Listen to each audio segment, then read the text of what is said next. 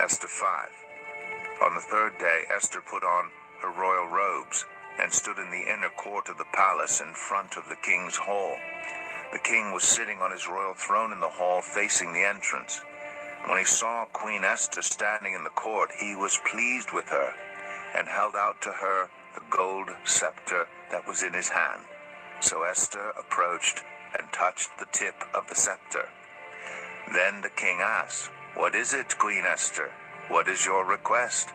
Even up to half the kingdom it will be given you." "If it pleases the king," replied Esther, "let the king together with Haman come today to a banquet I have prepared for him."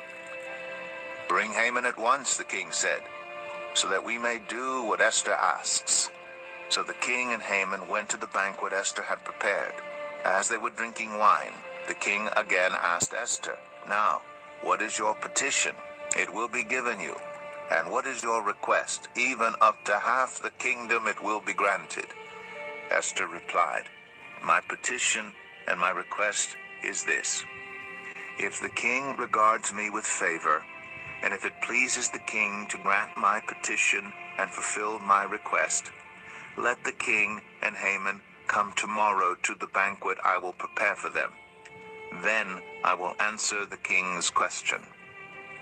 Haman went out that day happy and in high spirits.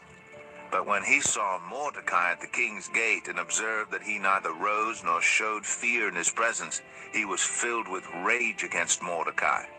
Nevertheless, Haman restrained himself and went home.